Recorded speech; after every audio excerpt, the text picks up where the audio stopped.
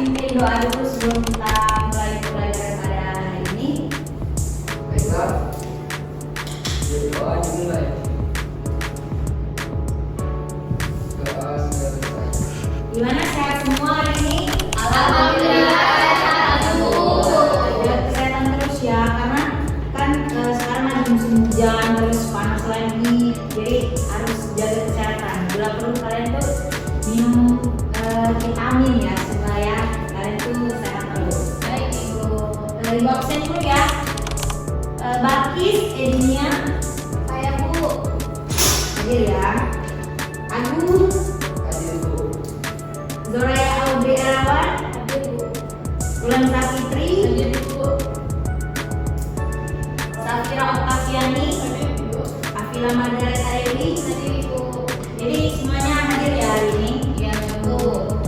Nah, jadi kita hari ini bakal bahas tentang materi respon internasional terhadap proklamasi kemerdekaan. Indonesia. Nah, jadi ini sedikit narasi tentang proklamasi. Kita tahu kan kalau proklamasi Indonesia dibacakan oleh Insinyur Soekarno pada tanggal 17 Agustus tahun 1945. Kalian sudah tahu nggak kalau banyak radio-radio yang menyebarkan teks proklamasi itu di luar negeri? Belum tahu ya? Belum tahu. Nanti kita bahas ya. Nah, kalian bisa lihat kan ini ada gambar. Ini gambar apa? Itu gambar apa, Agung? Insinyur Soekarno yang sedang membacakan teks proklamasi. Ibu mau tanya ke kalian, pemahaman kalian aja ya. Mengapa teks proklamasi itu sangat penting bagi kemerdekaan Indonesia? Menurut kalian aja, oh gini Bu, gini. Siapa yang mau jawab? Terserah, nggak ada salah, nggak ada yang benar. Gimana maksudnya penting? Penting udah, pentingnya tuh di mana? Seperti itu. Nah, tapi lah ada. Oke, jadi menurut pendapat saya itu mengapa penting karena pembacaan teks proklamasi itu menandakan bahwa suatu negara itu sudah merdeka. Bagus banget, Alhamdulillah. Kalau Balkis? Sama saja, Bu. Kalau proklamasi itu kan penting bahwasannya menyuarakan bahwa Indonesia itu sudah merdeka dari Belanda pada saat itu kan masih menjadi Indonesia. Seharusnya dia mengakui kemerdekaan Indonesia itu dan pergi meninggalkan Indonesia. Jadi pedoman ya, jadi kayak tembok gitu bahwa kalau sudah membacakan teks proklamasi baru kita tahu kalau kita sudah merdeka. Jadi sedikit untuk kalian kalau kalian mempelajari tentang proklamasi kemerdekaan Indonesia, jadi kita tahu bagaimana perjuangan terus menumbuhkan jiwa nasionalisme kita melalui perjuangan para pahlawan menuju kemerdekaan. Nah, ini kita bakal bahas tentang arti penting proklamasi kemerdekaan bagi bangsa Indonesia. Coba dibaca, Audrey. Yang pertama, benar, Audrey. Nah, apa ini Audrey? Arti pentingnya yang pertama, Audrey.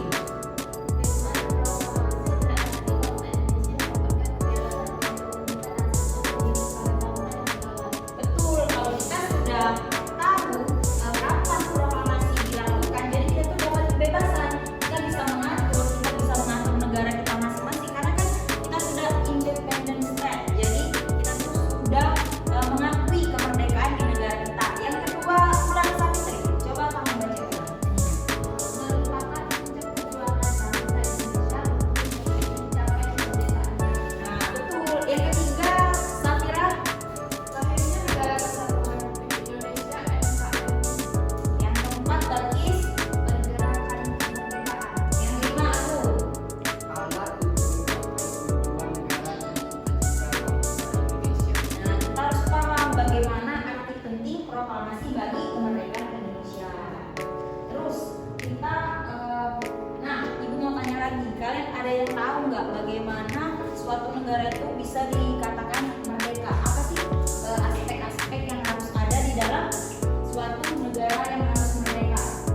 Yang pertama, Ibu kasih tahu harus adanya wilayah pengakuan dari negara-negara di dunia. Terus harus ada wilayah ya, harus ada wilayah, terus harus ada sumber daya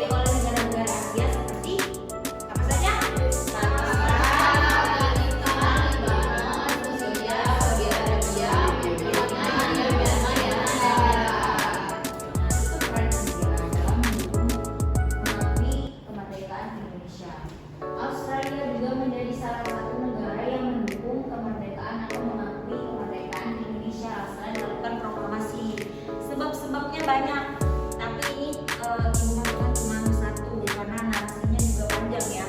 Jadi sebabnya itu hubungan baik antara Australia dan Indonesia ini yang dimulai semenjak penjajahan Jepang di Indonesia. Hubungan ini dimulai ketika dulu banyak para buruh kapal dan perwira kapal dari Indonesia yang dibawa ke Belanda menuju ke Australia. Para pekerja dari Indonesia ini kemudian berhubungan kontak dengan Siemens Union Institute atau asosiasi pekerja. Asosiasi tersebut terkejut melihat diskriminasi yang terjadi antara buruh kapal dan perwira kapal. Jadi asosiasi tersebut memberitahu pekerja Indonesia bahwa mereka bekerja di Australia yang dihormati hak-haknya sebagai pekerja serta memiliki hak untuk protes. Jadi sini hubungannya sangat baik antara Australia dan Indonesia. Jadi selanjutnya adalah kepastikan negaranya mendukung dan mengatur kemerdekaan kita. Ini siapa yang mau baca? Safira ya? Safira yang baca. Vatikan menjadi entitas politik pertama di Eropa yang menerima kedaulatan bangsa Indonesia. Hubungan Vatikan bersifat simbolik karena secara moral bangsa Barat perlahan membuka posisi netral terhadap Belanda. Bahkan saat Belanda menggelar agresi militer, negara seperti Australia, Amerika Serikat mengancam keras manuver politik tersebut. Nah, secara detail juga Vatikan juga berhubungan resmi dengan Republik Indonesia setelah mendirikan Apostolis Institusi Excelsior di Jakarta pada 1920. Terima kasih Safira. Jadi Vatikan ini menjadi entitas politik atau jembatan politik pertama antara Indonesia dan Belanda. Sebenarnya kerjasama ya dengan India, Australia dan lain-lain tadi. Kita menjadi jembatan untuk membicarakan peran untuk negara-negara itu mengakui proklamasi kemerdekaan Indonesia. Nah ini ada peran PBB. Peran PBB ini ada banyak. Yang pertama itu pada tanggal 1 Agustus. PBB itu mengeluarkan resolusi untuk mengajak kedua belah pihak untuk menghentikan tembak-menembak dan menyelesaikan pertikaian melalui arbitrase atau dengan cara damai yang lain. Yang kedua, pada tanggal 4 Agustus, PBB mengeluarkan perintah kepada Belanda dan Indonesia untuk menghentikan permusuhan di antara mereka dan aksi tembak-menembaknya. Terus dilanjutkan pada tanggal 7 Agustus, PBB mulai membahas masalah Indonesia dan Belanda dengan agendanya pada tanggal 25 Agustus 1947 menerima usul tentang pembentukan komisi jasa-jasa baik. Yang terakhir pada tanggal 28 Januari, Dewan Keamanan PBB itu mengeluarkan resolusi yang disampaikan kepada Indonesia dan Belanda. Jadi itu peran PBB dalam sebenarnya PBB ini tadi tuh menerima asumsi dari Australia, dari India, terus dari Vatikan untuk bagaimana Belanda agar bisa menerima dan mengakui kemerdekaan Indonesia. Nah ini peran, bukan peran sih, ini Belanda bagaimana pandangan Belanda terhadap Indonesia. Maka mereka tidak bisa mengakui secara secara utuh untuk kemerdekaan Indonesia itu sendiri. Belanda itu merupakan negara yang menolak kemerdekaan Indonesia dan ingin merebut kembali Indonesia. Itu salah satu tujuannya. Mereka itu menolak ya supaya mereka bisa kembali lagi ke Indonesia untuk menjajah. Tapi padahal itu tidak disampaikan secara terang-terangan. Jadi dengan cara dia menolak, nah itu sebenarnya menjadi satu tujuan untuk mereka itu mau kembali lagi ke Indonesia. Nah peristiwa perebutan kembali ini terjadi pada agresi militer Belanda 1 pada tahun 1947. Sebenarnya kalau 1947 ini kan mereka sudah benar-benar diusir kan istilahnya, sudah pergi dari kehidupan di Indonesia. Terus mereka tuh Indonesia berkali-kali melakukan kedaulatan Indonesia pada